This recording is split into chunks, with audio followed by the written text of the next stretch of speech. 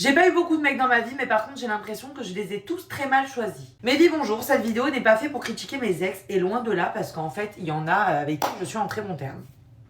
Après j'ai envie de vous dire, il n'y en a que 3, mais on part déjà sur ma première relation qui a duré 4 ans de ma vie, donc de mes 14 à mes 18 ans. Donc oui, à chaque fois on me dit, ouais Dev, tu t'arrêtes jamais. Ouais, c'est vrai qu'en fait j'ai peut-être peur de la solitude, je me retrouve presque jamais seule, ou peut-être 4 ou 5 mois à tout péter, et à chaque fois je me retrouve quelqu'un. Mais en fait, qu'est-ce que je te dis, c'est le bon Dieu, je m'entends bien avec quelqu'un, je vais lui dire quoi? Non, pas du tout, j'ai besoin de ma solitude, j'ai besoin de réfléchir peut-être 1 an ou 2. Non, bah je suis désolée, je m'entends bien avec toi, et puis on verra. Première relation de mes 14 à mes 18 ans.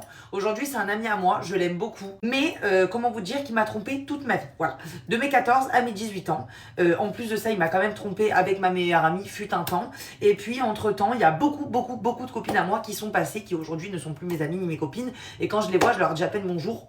Et encore, je suis gentille. Bref, ma première relation a été chaotique. Ça partait que sur du mensonge. Et puis, en plus de ça, je pense qu'en fait, le fait d'aimer un peu trop, tu sais, c'est le premier amour. Tu apprends à aimer de ta manière. C'est-à-dire qu'en fait, on t'a tout appris à l'école, sauf aimer. Donc, en fait, tu commences à connaître l'amour aussi toxique. Et vu qu'on s'aimait très mal, ça s'est fini très mal. Ça s'est fini très mal, mais au final, on est devenus amis. Aujourd'hui, je lui souhaite tout le bonheur du monde. Juste, je t'en supplie, si un jour tu as une copine et que tu es amoureux d'elle, ne la trompe pas avec sa meilleure amie.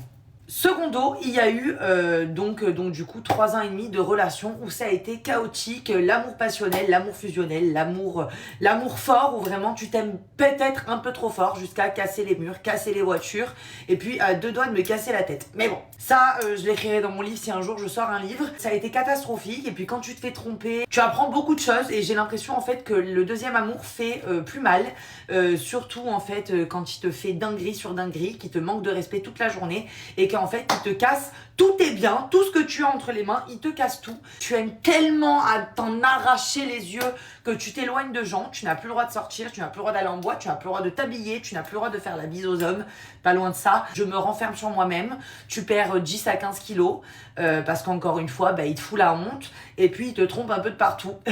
Donc voilà, si un jour vous pardonnez la tromperie une fois, écoutez mes vies, sachez bien une chose, c'est qu'il va vous retromper une deuxième fois. Et s'il ne le fait pas, c'est que vous êtes vraiment la fête dans le gâteau. Ne pardonnez pas non plus la violence, l'agressivité, ne pardonnez tellement pas parce que si il est un peu violent une fois, il sera encore plus violent une deuxième fois et puis tutti quanti, voilà. Donc le deuxième amour fait plus mal que le premier. On arrive au troisième amour où là en fait tu apprends beaucoup de choses, tu commences à comprendre ce que c'est l'amour sain, tu donnes beaucoup de ta personne.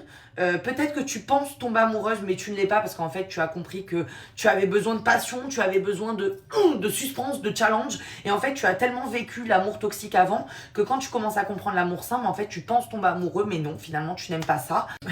Après, j'ai envie de vous dire, en grandissant, j'ai compris que j'avais besoin peut-être de ma sérénité, tu vois. C'est pas celui qui va te marquer le plus, mais en tout cas, c'est là où tu apprends aussi beaucoup de choses de la vie, où tu apprends à vivre en communauté, à t'écouter toi-même et à faire confiance à quelqu'un.